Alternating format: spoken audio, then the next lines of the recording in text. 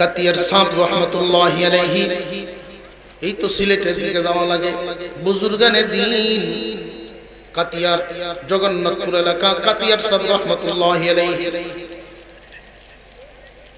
উনি প্রায় সময় একটা কথা বলতেন, মান লাহুল মাওলা ফালাহুল কুল, মান লাহুল মাওলা ফালাহুল কুল। আল্লাহ যার, আল্লাহ সবকিছুই তার। আল্লাহ পাক রব্বুল আলামিন এই বুজুর্গানে দিনকে,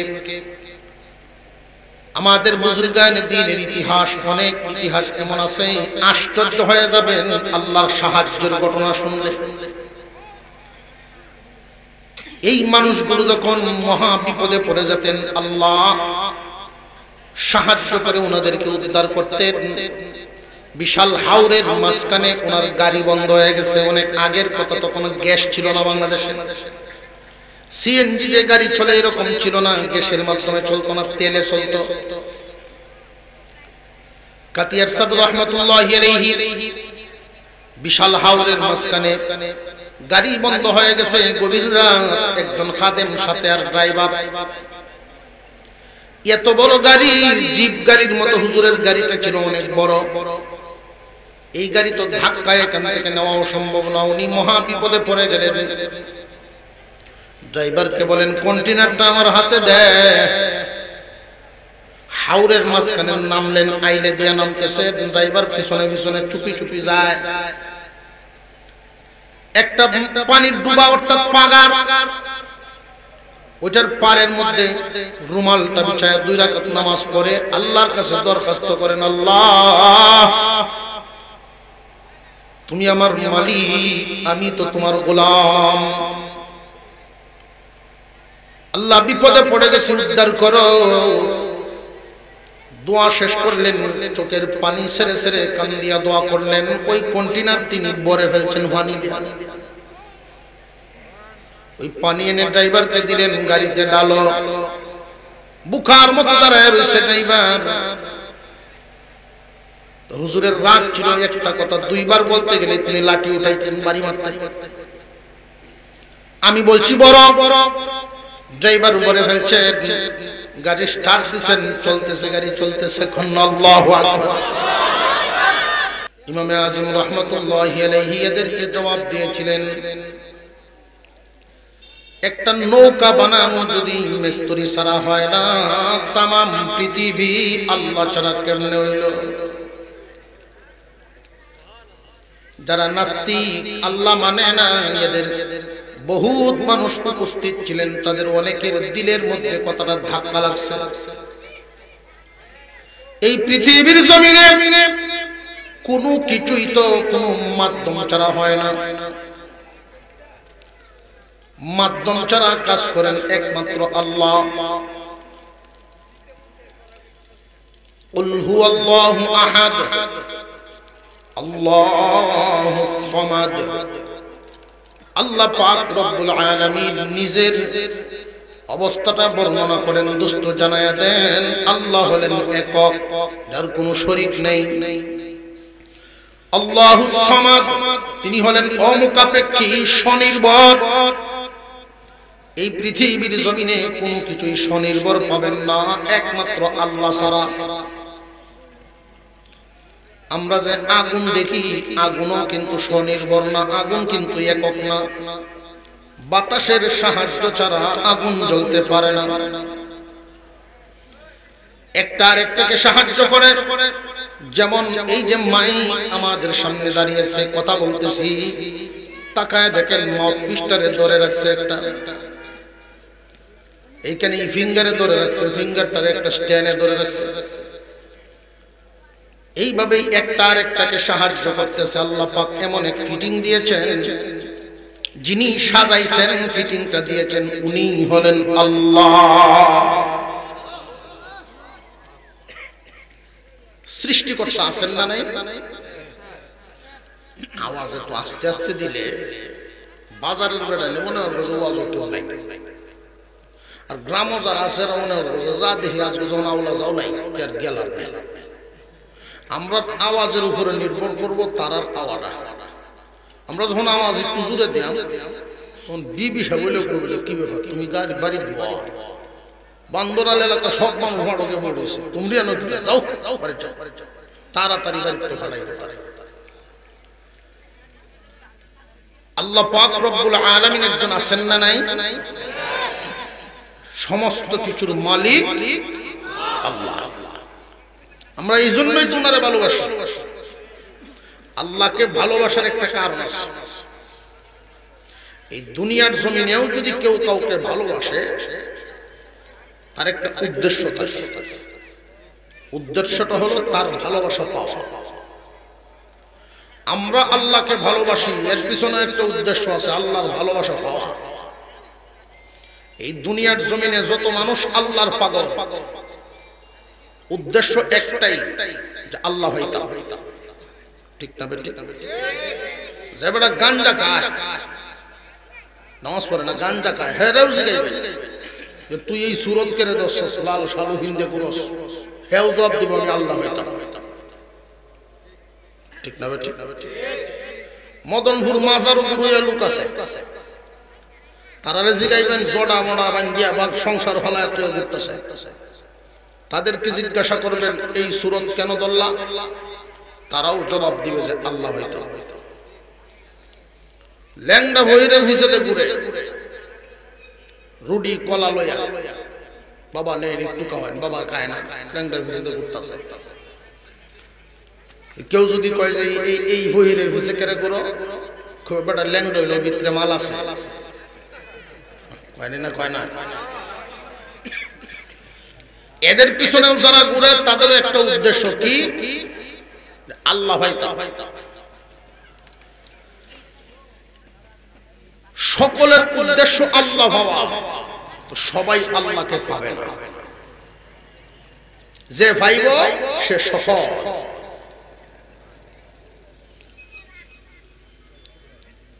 সবাই আল্লাহকে চায় কিন্তু পায় না, যে পায় সে সফল।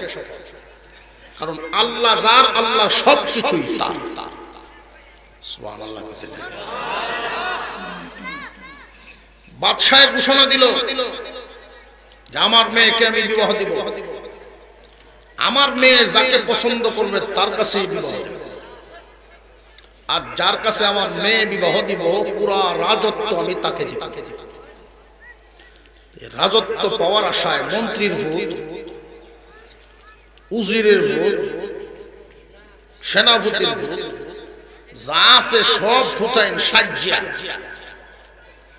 মোটামুটি জামাইয়ের সাজ্জা, খালি বাসার বাড়ির সাইডে ঘুরে আর সিডি পত্র ভাড়ায় যে আমি অমুকের ভূত, অমুক দেখতে তোমার মন নিয়ে আমার ভূতে লুলে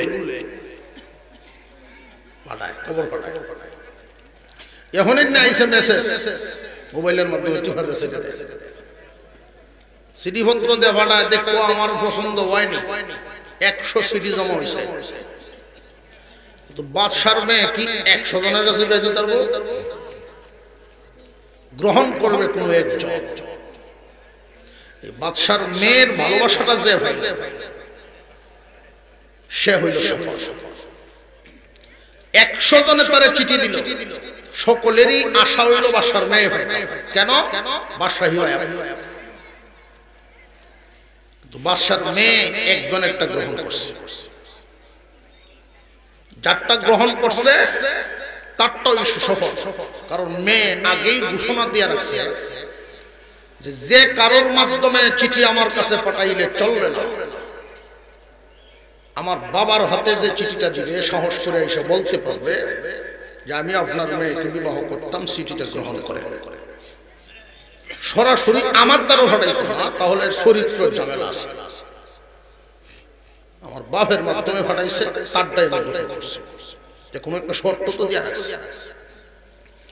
ঠিক তেমনি ভাবে শত রাস্তা দিয়ে আল্লাহ হওয়ার জন্য দৌড়াতে পারবো আমরা, আল্লাহর পক্ষ থেকে রাস্তা একটা বলে দেওয়া আছে যে কোন রাস্তা দিয়ে আসলে আমাকে পাবে না, একটা রাস্তা দিয়ে যদি আসতে পারো আমি আল্লাহর ভালোবাসা পাই। قل إن كنتم تحبون الله فاتبعوني يحببكم الله ويغفر لكم ذنوبكم والله غفور رحيم الله পাক রব্বুল আলামিন আপনার আমার পয়গম্বরের মাধ্যমে জানায়া দিলেন, দোস্ত ঘোষণা করে দেন, সবাইকে জানায়া দেন, তোমরা যদি আল্লাহকে ভালোবাসো তাহলে আমাকে অনুসরণ করো। এই সৃষ্টিগুলোর মধ্যে সর্বোচ্চ সম্মানের অধিকারী আপনার আমার পয়গম্বর। আল্লাহ পাক রব্বুল আলামিন নিজে যাকে ভালোবাসেন তিনি হাবিবুল্লাহ, আল্লাহর হাবিব, আল্লাহর বন্ধু। হাবিবুল্লাহ অর্থই হলো আল্লাহর বন্ধু, অর্থাৎ আল্লাহ যাকে ভালোবাসেন। আল্লাহ পাক রব্বুল আলামিন জানায়া দিলেন, দোস্ত আপনি ঘোষণা করেন যারা আমাকে ভালোবাসে তারা যেন আপনাকে অনুসরণ করে, কারণ আপনার খানা আমার কাছে বড় ভালো লাগে, আপনার চলাফেরা আমার কাছে বড় ভালো লাগে, আপনার পোশাক আশাক আমার কাছে ভালো লাগে, আপনার লেনদেন আমার কাছে ভালো লাগে। সুতরাং আপনার মতো করে যারা সাজতে পারবে, আপনার রাস্তার মতো যারা রাস্তা ধরতে পারবে, আপনার মতো করে যারা রঙাইতে পারবে নিজেকে, তারা আমি আল্লাহর ভালোবাসা পাইব। হুজুর আকরাম সাল্লাল্লাহু আলাইহি ওয়াসাল্লামকে আল্লাহ পাক রব্বুল আলামিন পছন্দ করেন, ভালোবাসেন। এই জন্যই আল্লাহ জানায়া দিলেন, দোস্ত দুনিয়াবাসীকে আপনি জানায়া দেন আপনাকে আমি আল্লাহ ভালোবাসি, যারা আপনাকে অনুসরণ করতে পারবে তাদেরকেও ভালোবাসবো। আমাদের জন্য এখানে সবক হলো একটা, মহান আল্লাহ পাক রব্বুল আলামিনের পক্ষ থেকে পুরস্কার দিবেন দুইটা। হুজুর আকরাম সাল্লাল্লাহু আলাইহি ওয়াসাল্লামকে আল্লাহ জানায়া দিলেন, যারা আপনাকে অনুসরণ করতে পারবে আমি এদেরকে পুরস্কার দিব দুইটা। বিশ্ব নবীকে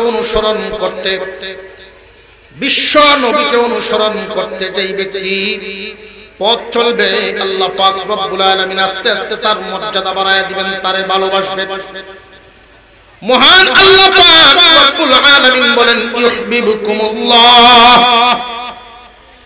এক নাম্বার পুরস্কার পাবে তারা, আপনাকে অনুসরণ করবে যারা, তারা এক নাম্বার পুরস্কার পাবে আমি আল্লাহর ভালোবাসা। দুই নাম্বার পুরস্কার পাবে ওয়ায়াগফির লাকুম যুনুবাকুম। আমার ভালোবাসা যে অর্জন করবে তার আমলনামায় গুনাহ থাকবে, আমি আল্লাহর কাছে ভালো লাগে না। সুতরাং আপনাকে অনুসরণ করার মাধ্যমে আপনার উম্মতকে আমি দুইটা পুরস্কার দিব। যে যত বেশি অনুসরণ করতে পারবে সে তত বেশি আমার ভালোবাসা পাবে। আমি আল্লাহ দুই নাম্বার যে পুরস্কার দিব, তার জিন্দেগীর গুনাহগুলো মাফ করিয়া দিব। নবী করিম সাল্লাল্লাহু আলাইহি ওয়াসাল্লামকে অনুকরণ করুন কেমনে? আমরা তো শুধু নামাজের বেলায়, নামাজে যাওয়ার সময় যেভাবে নিজের রেডি করি, অন্য সময় কিন্তু এই হালত থাকে না। মসজিদে যাওয়ার সময় দেখবেন সব কত সুন্দর মুসলমান সাজে, যেই মাত্র দেখবেন আউরো যায় এমন একটা কাসু করা দেয়, শয়তানে উঠতে দেখতে দৌড় মারবো। আমি একবারে বুঝলাম যে আপনি রোয়া লাগাইতেছেন, ভালো কথা, কাসু দিলাম লাগে বেড়া। আমার উত্তর দে, হুজুর আইলো তাকে কইতো কেতন লামিয়ে দেখছে উত্তর। কাসু না করে কি রোয়া লাগানো যায় না? কাসু না করিয়া, ফরজ তরক না করিয়া কি দুনিয়ার কাজ করা যায় না? শুধু ইচ্ছাটা হলো অসৎ। এই অবস্থায় যদি তোমার মৃত্যু হয়, তোমার হালতটা মুসলমান ভাইরা, নবী করিম সাল্লাল্লাহু আলাইহি ওয়াসাল্লামকে অনুসরণ করার ক্ষেত্রে ঘুম থেকে একবারে আরেকবার ঘুমানোর আগ পর্যন্ত ওই যে 12-14 ঘন্টা সময় আমরা সজাগ থাকি, 12-18 ঘন্টা সময় ডিউটি করি, এমন কোন সেক্টর নাই, এমন কোন জায়গা নাই যেখানে আমার নবীর অনুসরণের পথ নাই, শিক্ষা নাই। আল্লাহর রাসূল একজন মানুষ ছিলেন, মানবীয় সকল গুণাবলী ওনার মধ্যে ছিল। আমরা খানা খাই, নবীজি কি খাইতেন না? আমরা ঘুমাই, হুজুর কি ঘুমাইতেন না? আমরা গোসল করি, হুজুর কি গোসল করতেন না? আল্লাহ সব করাইছেন, হুবহু তোমরা নবীজির মতো করে চলো। এই দুনিয়ার জমিনে একজন মানুষ যদি নবীজির মতো না চলে, অন্যভাবেও চলতে পারবে, কিন্তু আল্লাহর কাছে লোকটা দামি হতে পারবে না। আমরা খানা খাই, নিজেদের চাহিদা পূরণ করার জন্য খাবার খাই। দুনিয়াতে বেঁচে থাকতে হলো খানা পিনার দরকার আছে না নাই? ক্ষুধা লাগলে খাবার খাই, এই খাবারটা যদি ডাইনিং টেবিলে খান তবু আপনার পেট ভরবে, চাহিদা পূরণ হবে। যদি দাঁড়ায় দাঁড়ায় খান তবু আপনার পেট ভরবে, চাহিদা পূরণ হবে। দুনিয়াতে বেঁচে থাকার জন্য খানা খাইলেন, চাহিদা পূরণ করলেন, কিন্তু নবীর সুন্নত হইল না। এই খাবারটাই যদি সুন্নত তরিকায় খানা খান তাহলে চাহিদাও পূরণ হবে, 100 শহীদের সওয়াবও হবে। আর একটু জোরে করলে সুবহান। দস্তরখান বিছায় খানা খাইলে কি খাবার পেট ভরে না? দস্তরখান বিছায় খানা নাই, আর এর মধ্যে একটা কারণ আমি খুঁজে পাইছি।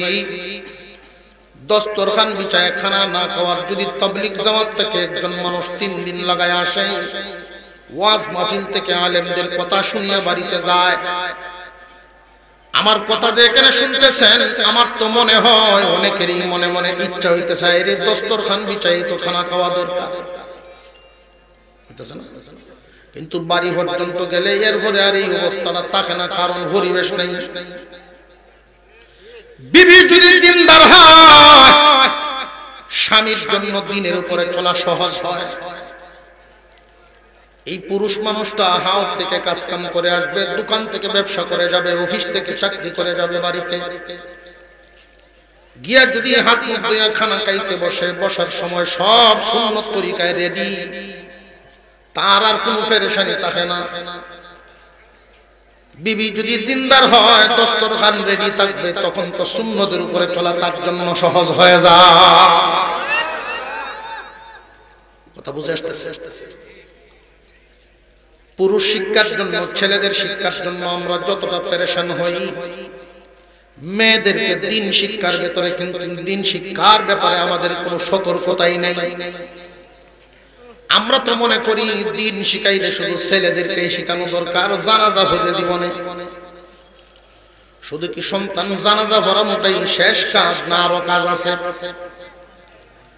ছেলে হোক আর মেয়ে হোক, একটা সন্তান যখন পড়া শুরু করে দেয় বিসমিল্লাহির রহমানির রহিম, শিশু নাবালেগ এই বাচ্চাটায় যখন সর্বপ্রথম সবক তিলাওয়াত শুরু করে দেয়,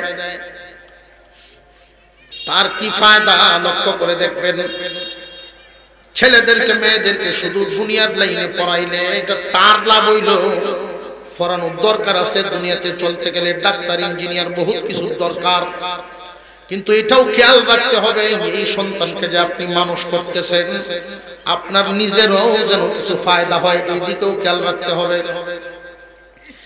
একমুখী শিক্ষা দেওয়াইলে, সন্তানকে একমুখী শিক্ষায় শিক্ষিত করলে শুধু তার ফায়দা হবে, আপনার কোনো ফায়দা হবে না। ছেলেকে আপনি ডাক্তার বানালেন, এই ডাক্তার হইয়া এটা তার ফায়দা হইল, আপনার কি হইল? ইঞ্জিনিয়ার বানালেন, তার লাভ হইল, আপনার কি হইল?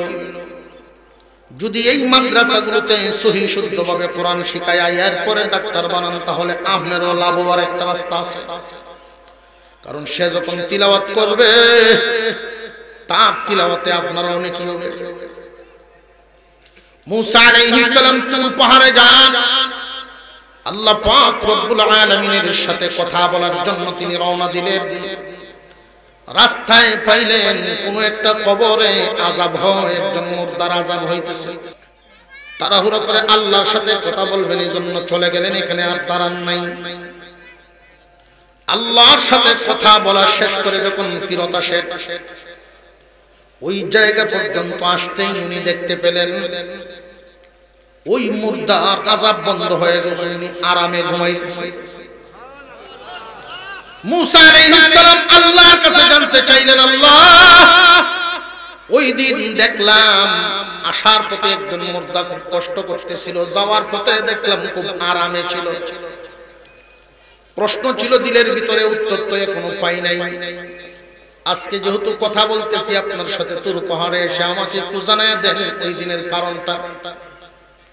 আল্লাহ পাক রব্বুল আলামিন বলেন, পয়গম্বর এই যুবক দুনিয়াতে থাকাকালীন গুনাহ করেছিল, অন্যায় করেছিল, অপরাধের কারণে তার সাজা হচ্ছিল কবরে। কিন্তু একটা ভালো কাজ করে আসছিল সে। এই ভালো কাজটা হলো তার সন্তান হইতো, সন্তান সম্ভব ছিল তার বিবি। অসুস্থ হওয়ার পরে বিবিকে বলতেছে, বিবি রে মনে হয় দুনিয়াতে আমি বাঁচব না। তোমার গর্ভে যেই সন্তান, এই সন্তান যখন জন্মগ্রহণ করবে, পড়াশোনার সময় হবে, আমার এই সন্তানটাকে তুমি ইলম শিক্ষা দিও, মাদ্রাসায় ভর্তি করে দিও। বাচ্চার বয়স হয়ে গেছে 5 থেকে 6। ওই বাচ্চাটাকে মাদ্রাসায় যখন ভর্তি করে দিয়ে গেল, তার মা সর্বপ্রথম সবক হুজুরে যখন পড়াইতেছিলেন, বিসমিল্লাহির রহমানির রহিম,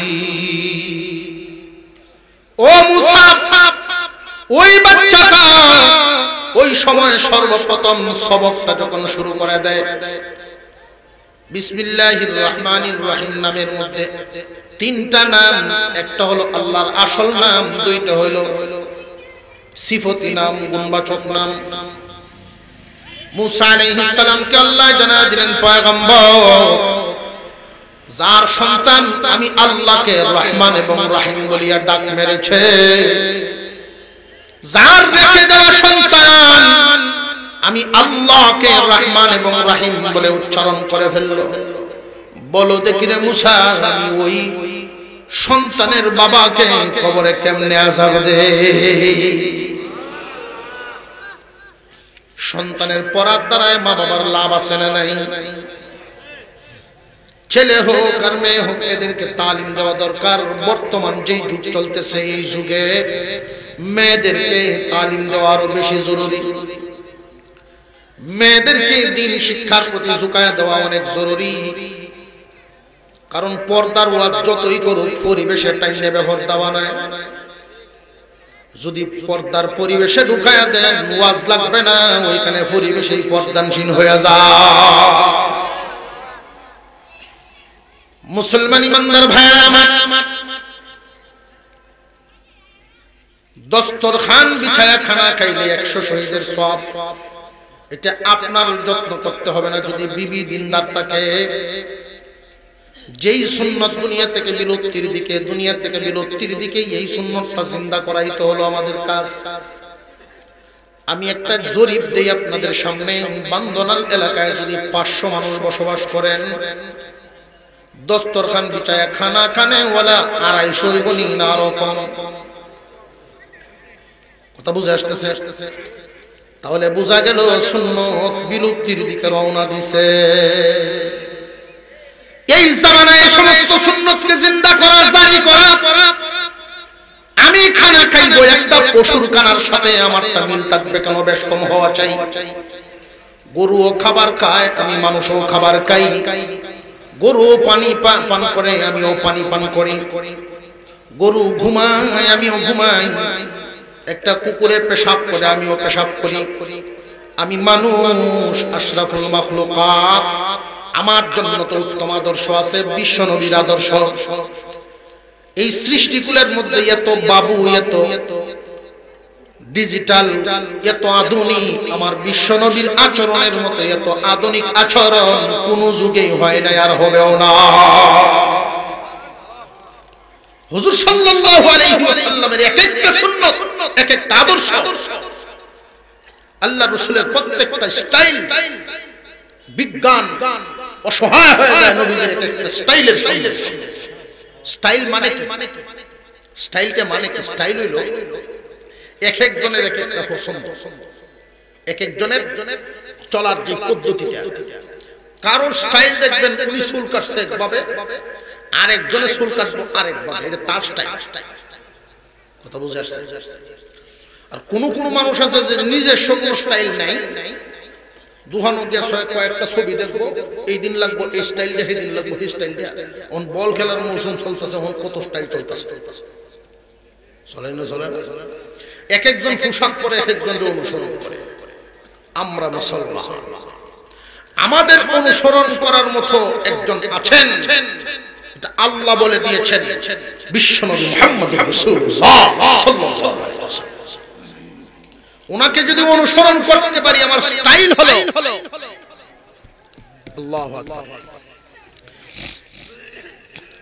একটু জিকির করি, লা ইলাহা ইল্লাল্লাহ, লা ইলাহা ইল্লাল্লাহ, লা ইলাহা ইল্লাল্লাহ, লা ইলাহা ইল্লাল্লাহ, লা ইলাহা ইল্লাল্লাহ, লা ইলাহা ইল্লাল্লাহ, লা ইলাহা ইল্লাল্লাহ, লা ইলাহা ইল্লাল্লাহ, লা ইলাহা ইল্লাল্লাহ, লা ইলাহা ইল্লাল্লাহ, লা ইলাহা ইল্লাল্লাহ, লা ইলাহা ইল্লাল্লাহ। حسبي ربي جل الله ما في قلبي غير الله لا إله إلا الله لا إله إلا الله محمد رسول الله ফ্যান্ডেলে যে আমরা বসলাম, বসার সিস্টেমটা একটু অন্যরকম লাগতেছে। আমি এক সাইডে খালি করে দিয়েছেন দেয়া, আপনার সব একটা দেয়া, আর আইসুন শুরু করেছেন বইয়ের নাই।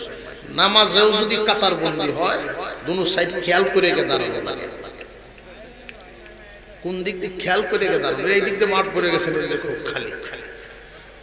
পিছনের ভাই যুবক ভাইরা যারা আসে, একটু এই দিক দিয়ে আসলে পরিবেশ সুন্দর হয়, পরিবেশটা সুন্দর হয়।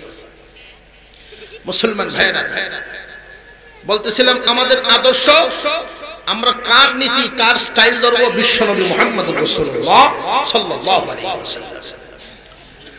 আল্লাহ পাক রব্বুল আলামিন আমাদেরকে জানায়া দিয়েছেন, সত্যি যদি তোমরা আল্লাহর ভালোবাসা চাও, আমরা চাই তো আল্লাহর ভালোবাসা। কাতিয়ার সাহেব রাহমাতুল্লাহি আলাইহি, এই তো সিলেটের দিকে যাওয়া লাগে, বুজুর্গানে দিন কাতিয়ার জগন্নাথপুর এলাকা, কাতিয়ার সাহেব রাহমাতুল্লাহি আলাইহি, উনি প্রায় সময় একটা কথা বলতেন, মান লাহুল মাওলা ফালাহুল কুল, মান লাহুল মাওলা ফালাহুল কুল। আল্লাহ যার, আল্লাহ সবকিছুই তার।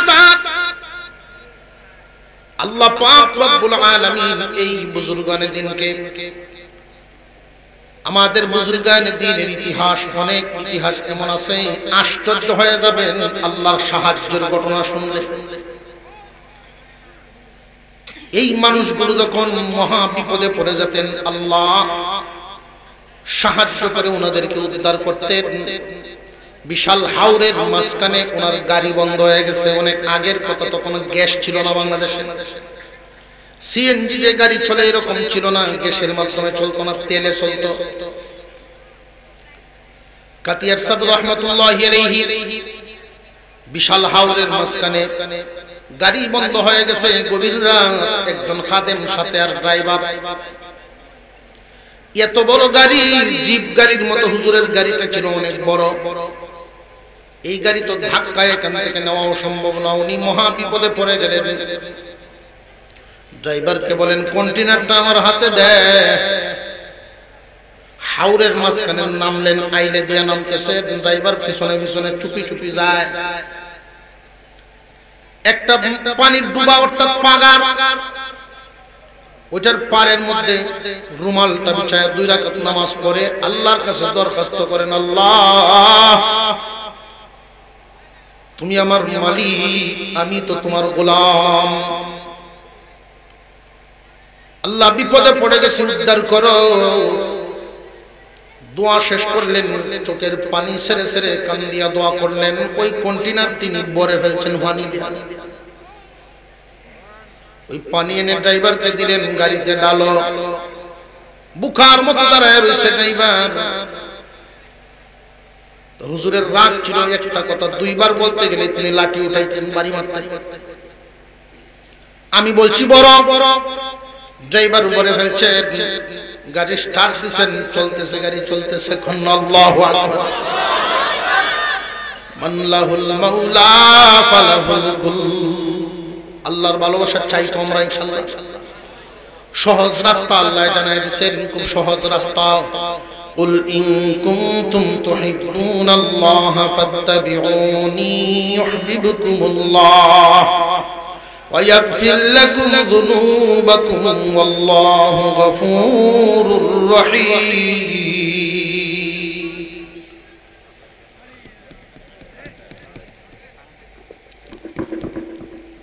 আল্লাহ পাক রব্বুল আলামিন জানায় দিলেন, দোস্ত আপনি ঘোষণা করে দেন, যারা আল্লাহর ভালোবাসা চায় আপনি এদেরকে জানায়া দেন, যদি তোমরা আল্লাহর ভালোবাসা চাও তাহলে আমাকে অনুসরণ করো। অনেক মানুষ মনে করে, যেমন একদল সাহাবী নবীজির কাছে গিয়ে জিজ্ঞাসা করে ফেললেন, নবীজি আমরা নিয়ত করেছি সংসার বাদ দিয়া দিব, কারণ সংসার চালাইলে আল্লাহর কাছে বাধা হয়। আমরা চিন্তা করে দেখলাম ব্যবসা আল্লাহর কাছে বাধা, গৃহস্থী আল্লাহর কাছে বাধা, এটা দেখলাম চিন্তা করে। বিবি বাচ্চাই সংসার আল্লাহর কাছে বাধা, নিয়ত করেছি সব বাদ দিয়া পাহাড়ের গুহায় গিয়ে শুধু আল্লাহর ইবাদত করব, যদি অনুমতি আপনি দেন। আল্লাহর পয়গম্বর তাদেরকে জিজ্ঞাসা করেছিলেন, তোমরা কি আমার চাইতে বেশি বুজুর্গ নাকি? সাহাবীরা নিচের দিকে মাথা দিয়ে বসে রইলেন লজ্জায়। যার মর্যাদা আল্লাহর পরে, সমস্ত সৃষ্টিগুলোর উপরে আল্লাহর পরে যার মর্যাদা, উনি বলতেছেন আমার চাইতে কি বেশি বুজুর্গ নাকি তোমরা? আমি নবী কি সংসার করি নাই? জি হুজুর করেছেন। আমি কি ব্যবসা করি নাই? জি করেছেন। আমার কি সামাজিকতা নাই? জি আছে। তোমরা মনে করতেছো যে গৃহস্থী হইল আল্লাহর কাছে বাধা, সংসার আল্লাহর কাছে বাধা, ব্যবসা বাণিজ্য আল্লাহর কাছে বাধা। আর আমি নবীর তরিকা হইল, আমি নবীর তরিকায় যদি চলতে পারো, সংসার আল্লাহ পাওয়ার মাধ্যম, ব্যবসা আল্লাহ পাওয়ার মাধ্যম, গৃহস্থী আল্লাহ পাওয়ার মাধ্যম। যদি আমার তরিকায় করতে পারো, তোমার মতে নয়। আমি যেইভাবে সংসার চালাইছি, যেইভাবে সংসার করি, এইভাবে তুমি যদি সংসার করো, সংসারও চলবো, ইবাদতও হইব। আমার তরিকা মতো যদি ব্যবসা করো, ব্যবসাও হইব, ইবাদতও হইব। আমার তরিকায় যদি তুমি গৃহস্থী করতে পারো, তাহলে তোমার গৃহস্থী হইব, ইবাদতও হইব। নবী করিম সাল্লাল্লাহু আলাইহি ওয়াসাল্লাম সামাজিকভাবে চলছেন না চলছেন না? আল্লাহ রাব্বুল আলামিন কোন পয়গম্বরকে মসজিদে পাঠান নাই, পাঠাইছেন সমাজে। সমাজের মানুষগুলোকে মসজিদমুখী করেছেন। মসজিদের ভিতরে সামান্য একটু সময় আমরা থাকি, 5 ওয়াক্ত আমরা একসাথে ঐক্যবদ্ধ হয়ে জামাতে আল্লাহর কুদরতি পায়ে সিজদা দিব। বাকি টাইম যার যার কর্মক্ষেত্রে থাকবো। নবীর আদর্শকে আমরা প্রত্যেকটা জায়গায় জিন্দা করার চেষ্টা করব। আল্লাহ পাক 2টা পুরস্কার দিবেন। 1 নম্বর পুরস্কার, যার হাঁটা পয়গম্বরের তরিকা মতো হবে, যার খাওয়া পয়গম্বরের তরিকা মতো হবে, যার ঘুম গোসল চলাফেরা বিশ্বনবী রাহমাতুল লিল আলামিনের সুন্নাত তরিকায় হবে, আল্লাহ রাব্বুল আলামিন ঘোষণা করলেন তারা আমার ভালোবাসা পাইব। যে কোনো রাস্তা দিয়ে গিয়ে খুঁজলে পাইবা না, আল্লাহ জানায় দিয়েছেন এই ভোটটা দিয়ে আইলে পাইবা। ওয়া আন্না হাযা সিরাতী মুস্তাকিমান ফাত্তাবিউহু ওয়া লা তাত্তাবিউস সুবুলা ফাতাফাররাকা বিকুম আন সাবিলি। আল্লাহ পাক ঘোষণা করে দিয়েছেন কোনটা সঠিক পথ।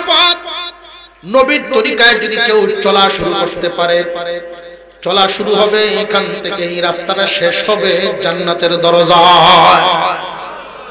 হুজুর আকরাম সাল্লাল্লাহু আলাইহি ওয়াসাল্লামের তরিকাকেই তোমার স্টাইল বানায় নাও, তোমার চেহারাটারে দাড়ি দিয়া রঙাও, দাড়ি দিয়া বরিয়ে নাও, মুখটাকে তুমি দাড়ি দিয়া নেকি দিয়া ভরপুর করো, এটাই নবীর তরিকা। হুজুর সাল্লাল্লাহু আলাইহি ওয়াসাল্লাম সুন্নাত তরিকায় জীবন যাপন করেছেন। যত তরিকা এটাই আমাদের জন্য সুন্নাত। আল্লাহর পয়গম্বরকে অনুসরণ যদি করতে পারি আল্লাহর ভালোবাসা পাবো, এটা হলো এক নাম্বার পুরস্কার। আল্লাহ বলেন যখন তুমি আমার ভালোবাসা পাইবা তখন তোমার গুনাহ মাফ করিয়া দিব। নবীজির তরিকায় চলতে আমাদের ইচ্ছা আছে না নাই? আসের আওয়াজে তো বোঝা যাচ্ছে কোহেন হুজুর বুঝছে লইয়া যায় চলতাম পারাম না না আছে তো, আছে তো। যদি একটু কষ্ট তবু রাজি আছে। আমি এই আয়াতের সাথে একটা হাদিস তিলাওয়াত করছিলাম। সুন্নাত তরিকায় জীবন যাপন করতে হবে। মেসওয়াক একটা যদি সাথে রাখে, ওযু করার আগে মেসওয়াক কিন্তু ঘষা দিয়া ওযুটা করলে, যে ব্যক্তি মেসওয়াক ছাড়া ওযু করলো তারও নামাজ হবে, সওয়াব হবে। কিন্তু যে ব্যক্তি মেসওয়াক করিয়ে যদি ওযুটা করে নামাজ পড়ে 70 গুণ সওয়াব বেশি। কত বড় লাভ! মেসওয়াকের যত ফায়দা, এর মধ্যে একটা ফায়দা হলো ঈমানের সাথে মওত হবে। মেসওয়াক রাখতে রাজি আছে? অনেক মুরব্বীরা মনে করবেন হুজুর এই ওয়াজ যদি আগে শুনতাম তো লইলাম, এখন যে দাঁত ফুটেছে এখন কি হতাম। মারি দি নাই, মারি আছে না? বিবি সাহেবকে বলবেন এটা তুলতুলা বানায় দে, সেচ্ছে তুলতুলা বানায় দে, এটা দোষ ভাই, তবুও ফায়দা হয়ে আসবে ইনশাআল্লাহ। রাজি আছেন না ইনশাআল্লাহ? একটা কইলাম দস্তরখান, দুটো হইলো মেসওয়াক। গণ্য রাখবেন সবক। কয় সবক হইল? দুইটা। কারণ সব সুন্নতের আলোচনা তো মুখস্থ থাকতো না, এই জন্য কমায় বলতেছি যাতে এক দুইটা চালু করলেই একটা সুন্নতের উপরে আমল করলে আর একটার প্রতি মহব্বত তৈরি হয়। আস্তে আস্তে যেই হাদিস তিলাওয়াত করেছিলাম, এই হাদিসে নবীজি একটা সুসংবাদ দিয়েছেন। সুসংবাদ আমাদের এই দুনিয়ার জমিনে দেখবেন যার যত টাকা বেশি তারই তো তত বিলাসিতা বেশি। এটা দুনিয়ার নিয়ম। যার টাকা পয়সা বেশি তার বাড়িটাও খুব সুন্দর। যদি আরো বেশি হয় তাহলে কেন্দ্র একটা বাসা রাখবে, যদি আরো বেশি হয় মানুষ আরো যদি বেশি হয় ঢাকাতে 2-4-5টা বাড়িওয়ালা মালিক এরকম আছেন যারা সব মিটাইবার জন্য কক্সবাজারে সিপ্লেস সাগর পজিশনে বাসা করছে, বছরে একবার গিয়ে ঘুরে আসে। এটা কি প্রয়োজনে না মজা করার জন্য, আনন্দ করার জন্য? আনন্দ করার জন্য। হুজুর আকরাম সাল্লাল্লাহু আলাইহি ওয়াসাল্লাম ঘোষণা করেছেন, সংবাদ জানিয়ে দিয়েছেন, এই আনন্দ করার জন্য কিন্তু মানুষ সবাই সেখানে বাড়ি বানাতে পারে না। কিছু কিছু মানুষ এমন থাকে যারা বেশি টাকাওয়ালা। আল্লাহর পয়গম্বর বলেন জান্নাতের ভিতরে আমার কিছু স্পেশাল উম্মতের জন্য স্পেশাল বালাখানা আল্লাহ পাক বানায় রাখছেন। স্পেশাল গুণ সবার মধ্যে থাকে না, স্পেশাল গুণ যাদের মধ্যে থাকবে আল্লাহর পক্ষ থেকে এদের জন্য স্পেশাল কিছু বালাখানা তৈরি করা হবে। বিবি বাচ্চা সন্তানাদি নিয়ে মাঝে মাঝে আনন্দ করব, ঘুরবো। স্পেশাল বালাখানাটা কেমন হবে আমার নবী বলেন, ইউরা যাহিরুহা মিন বাতিনিহা ওয়া বাতিনুহা মিন যাহিরিহা। এই পৃথিবীর জমিনে যত বড় ইঞ্জিনিয়ারই হোক না কেন, এই রকম ডিজাইন করতে পারবে না যে বাহির থেকে ভিতরটা দেখা যাবে, ভিতর থেকে বাহির দেখা যাবে। এত সুন্দর ডিজাইন কোন ইঞ্জিনিয়ারের দুনিয়াতে করবে তো দূরের কথা, কল্পনাও করতে পারবে না। আল্লাহ রাব্বুল আলামিন জান্নাতের ভিতরে একটা ইট স্বর্ণের, আরেকটা ইট হবে রূপার। একটা ইট স্বর্ণের, আরেকটা ইট দিবেন রূপার। দুইটা ইটের জোড়া লাগাইবেন জাফরান নামক মেডিসিন দিয়া, মেশকে আম্বরের সুঘ্রাণ বাহির হবে। স্প্রে লাগবে না, রুমটাকে সুগন্ধি করার জন্য স্প্রের প্রয়োজন নাই, এমনি সুগন্ধিতে মোহিত হয়ে থাকবে। স্পেশাল বালাখানা, সামনে থাকবে হাউস, মাছ সোনালী রূপালী সবুজ রঙের মাছ দৌড়াদৌড়ি করবে। স্বামী স্ত্রী দুইজন গোলাগুলি করে যখন হাঁটাহাঁটি করবে, একজন আরেকজনের আঙুলে ধরে যখন হাঁটবে, তখন মাছে তাদেরকে সালাম দিব। আরেকটু জোরে কর না। স্বামী স্ত্রী দুইজন মুখামুখি হয়ে বসবেন, মাছে সালাম দিয়ে জিগাইব, খাইবেন নাই আমরা রে খাইবেন? যদি বলেন হ্যাঁ খাবো, কি খাবেন? বাজি না বোনা, বলতে দেরি হাজির হইতে দেরি না।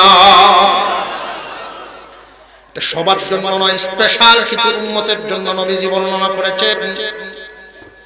গুণটাও বর্ণনা করছেন। আল্লাহর নবী বলেন, ইন্না ফিল জান্নাতি গুরাফা ইউরা যাহিরুহা মিন বাতিনিহা ওয়া বাতিনুহা মিন যাহিরিহা أعدها الله لمن أطعم الطعام وأفشى السلام وصلى بالليل والناس نيام। বিশ্ব নবীর তিনটা বড় বড় সুন্নতের ব্যাপারে এখানে আলোচনা। আল্লাহর নবীর জীবনের যত তরিকা, এই তরিকাগুলোর মধ্যে এখানে যেই তরিকা, তিনটা তরিকার ব্যাপারে আলোচনা করেছেন। এই তিনটা গুণের যে কোনো একটা গুণ যদি কারোর মধ্যে রাখতে পারে জীবনে, ওই মানুষটা জান্নাতের ভিতরে ঢোকার পরে আল্লাহ তার স্পেশাল বালাখানার মালিক বানাইবে। জান্নাতের বাড়িঘর তো থাকবেই, ওই হইল স্পেশাল। স্পেশাল কেন? স্পেশাল গুণের কারণে। যেই গুণটা সবার মধ্যে থাকে না, নবীজি বলেন আ'আদ্দাহাল্লাহ, এই বালাখানা আল্লাহ তাদেরকেই দিবেন। লিমান আত'ইমুত তুআম, যে মানুষকে খানা খাওয়াইতে ভালোবাসে, পছন্দ করে। মানুষকে যে খানা খাওয়ায়, অর্থাৎ মেহমানদারি করা। মেহমানদারি সবাই করতে পারে না। অনেক মানুষ এমন আছেন যে মেহমান দেখলে খুশি হয় না। কিছু সংখ্যক মানুষ এমন আছেন, মেহমান দেখলে বড় খুশি হয়, মেহমান দেখলে বড় তার দিলটা ঠান্ডা হয়, আমার মেহমান আইছে। নবী করিম সাল্লাল্লাহু আলাইহি ওয়াসাল্লাম সুসংবাদ জানায় দিয়েছেন, তোমাদের কারোর বাড়িতে যদি মেহমান আসে, তোমরা তো দেখো মেহমান, তার পিছনে একজন ফেরেশতা আসে। মেহমান থাকবে যতদিন, ফেরেশতাও থাকবে ততদিন। বাড়িওয়ালার জন্য আল্লাহর দরবারে দোয়া করে। রিজিকের মালিক কে? হুজুর আকরাম সাল্লাল্লাহু আলাইহি ওয়াসাল্লামের কাছে সাহাবায়ে কেরাম প্রশ্ন করলেন, ওগো নবীজি, আমাদের সবার তো মেহমানদারি করাইবার মতো সামর্থ্য নাই। আল্লাহর পয়গম্বর বলেন, মেহমানদারি করলে সামর্থ্য লাগে না, মেহমানদারিতে মন লাগে। এক গ্লাস পানি যদি পান করান, কিচ্ছু নাই। মেহমান আপনার ঘরে আসছে, এক গ্লাস পানিও যদি পান করায় দেন, তবু সুন্নত আদায় হয়ে যায়। গোশত পোলাও করলেন, বহুত কিছু করলেন, তারে 10 জাত দিয়ে খাওয়াইলেন, কিন্তু আচার আচরণ ভালো না, ওই মানুষটা খুশি হবে না। আপনি সামর্থ্য অনুযায়ী যা পারেন তা খাওয়ান। আপনার ঘরে যা তৈরি করেন, যদি পারেন কিছু বাড়াবেন, নইলে তা দিয়েই মেহমানদারি করবেন। আচরণ যদি ভালো হয়, মেহমানের মন খুশি হয়। নবীজি বলেন মেহমানদারি করলে সামর্থ্য লাগে না, মন দরকার, মনের দরকার। আচার আচরণ ভালো করবা, মেহমানের সাথে সুন্দর আচরণ করবা। আজকালকার জামানাটা যে হালত হয়ে গেছে, মানুষ এতটাই স্বার্থপরতার দিকে যাচ্ছে। আমরা যখন ছোট তখন দেখতাম অনেক বাড়ির যেই রীতিনীতি ছিল আমাদের এই বাংলাদেশের, আমাদের পল্লী অঞ্চলের যে রীতিনীতি, কেউ যদি কারোর বাড়িতে যাইতেন না খাওয়ায় আসা, খাওয়ার টাইম হইলে তো আর কথাই নাই, যে এক মুঠ না খায় থাকতো না, যে কোনো এক জাতি হইলেও খাওয়ায় দিত। কি হায়া মায়া মহব্বত মানুষের দিলের ভিতরে ছিল। কিন্তু এখন এটা দূর হয়ে যাইতেছে। আপন মানুষও যদি কারোর বাড়িতে আসে, মামায় ফোন দেয়, অথবা বাইক না যদি মামুরে ফোন দেয়, মামা আইতাম আপনার বাড়িতে, কিতা কই যাইস না, তোর মামি শরীর ভালো না, ডায়াবেটিস। আগে না আসে না, কারণ মামি তার বাপের বাড়ি যদি আইয়ে 3 দিন আগে থেকে বাজারে গিলাক বহিতা শর্ট এই সেই লিস্টি দেওয়া শুরু করে দেয়। আর যদি দেখা যায় জামাইয়ের ফুমাত্তি হইতাছে, বোন জামাই বা বোনের দিকের বাইকগারা এরা আইতো, তো 2 দিন আগে থেকে কুহানি আরম্ভ। কথা বুঝাইতেছে? কুহানি আরম্ভ মানে তার যে 19-20 যে শুরু হয়, এখন আগে ফের আছে তেমন না করে তোমরা একটা যা তো শরীর একটু ভালো হোক আগে জোরে কর। এটার একমাত্র কারণ, এর দুর্বলতাটা আমরাই তৈরি করেছি। আমাদের দোষ আছে, আমরা দোষ আছে। বিবির হক আদায় করা ঠিক আছে, বিবির হক আদায় করা, বিবির পাওনা যতটুকু, বিবির হক যতটুকু, এতটুকু দিব। এর বেশি গেলে মাথা তুলবেন, উপায় নাই, আল্লাহ করতে পারে।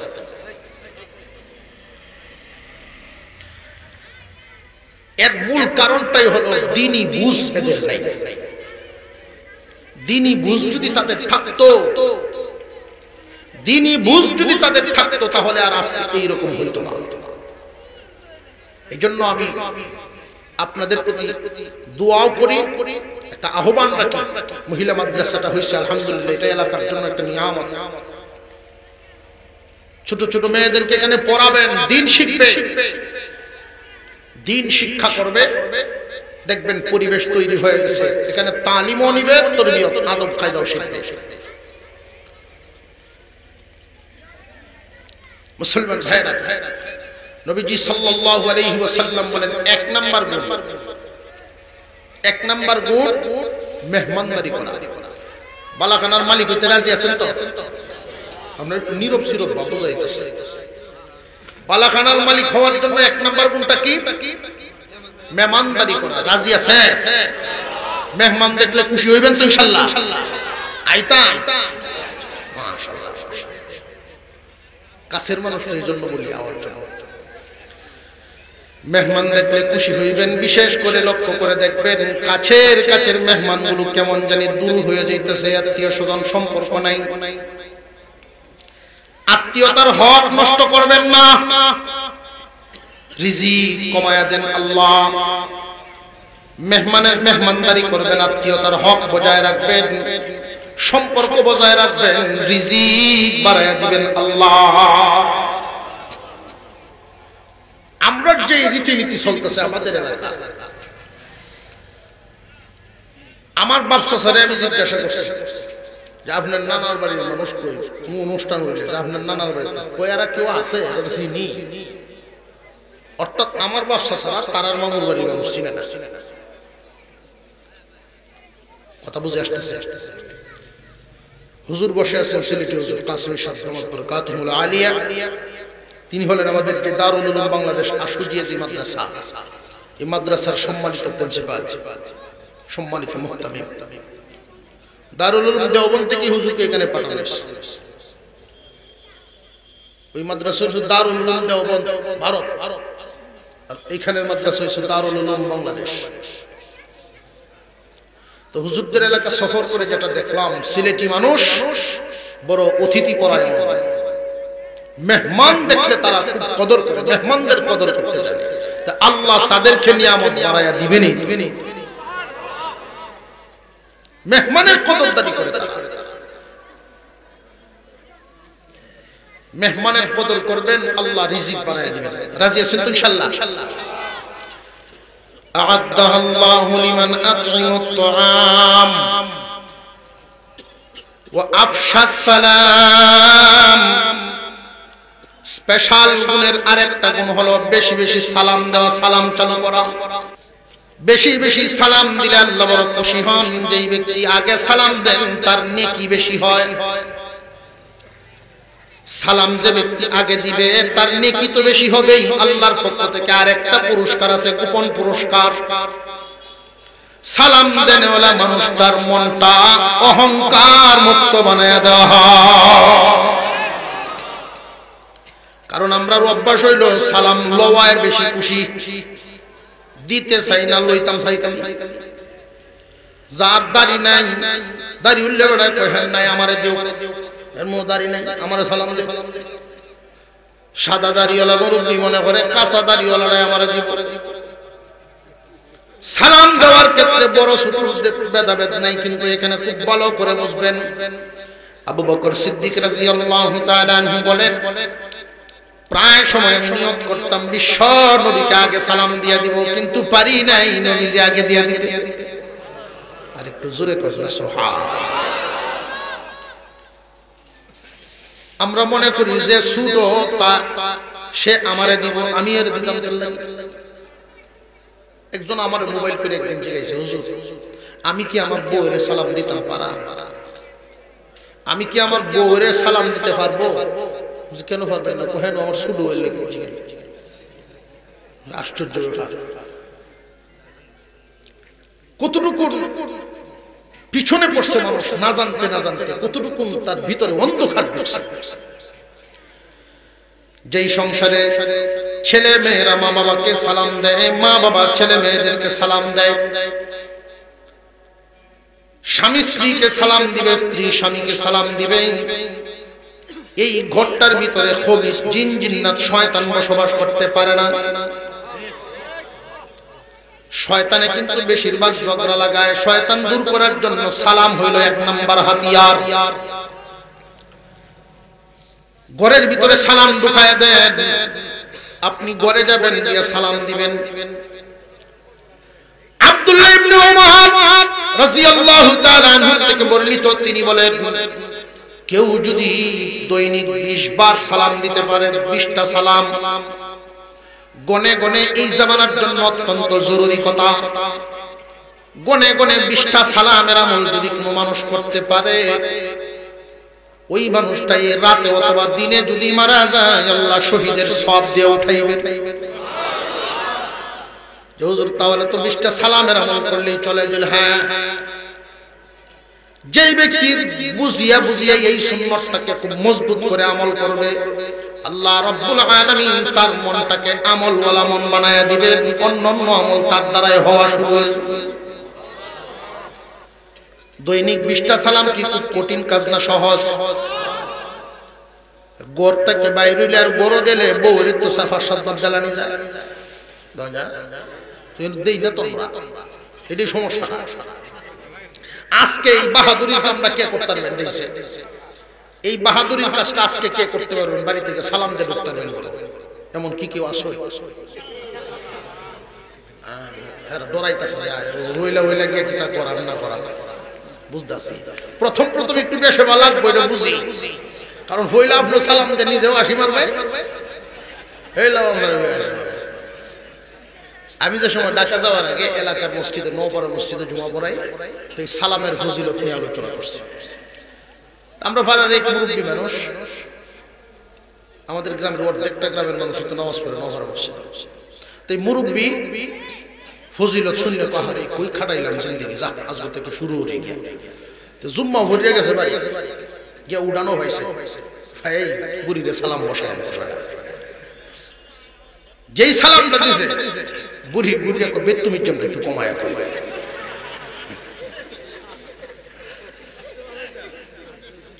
পরের জুমায় হুজুর চলতো না, আমার বেতুমি। আমি বললাম যে আপনি কি আর সালাম কোনোদিন দিচ্ছেন না? তারা কয় না, বলেও না। এই জন্য এই শব্দটা শুনছে। এই জুম্মাত আবার কে দিবেন, তাহলে ওনার ধারণা হবে যে না আমার এই মানুষটা মসজিদ থেকে আইলে আমরা সালাম দেয়। একবার, দুইবার, তিনবার, পাঁচবার, 6 বারের সময় উনি আপনাকে দিবেন। সন্তানাদি আমাদেরকে সালাম দেয় না, কারণ আমরা তাদেরকে দিয়ে শিখাই। বাচ্চার বয়স হচ্ছে 5 বছর, আমার এই 5 বছরের বাচ্চারা শিখাইছি হন হ্যাঁ আমার হইলে তো দেওয়ান লাগবে তারা, আমরা দেই না। সন্তানাদিরা যদি জিগায় ছেলেদেরকে তোমার বাপের সালাম দেয়, তো শরম করে, শরম তো করবে, শরম যে বাংছি না।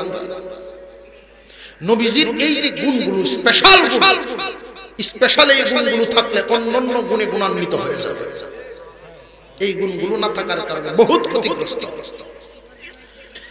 হুজুর আকরাম সাল্লাল্লাহু আলাইহি ওয়াসাল্লামের 3টা গুণ বর্ণনা করেছেন। 1 নাম্বার মেহমানদারি করা, 2 নাম্বার বেশি বেশি সালাম দেওয়া, মনে থাকবনি।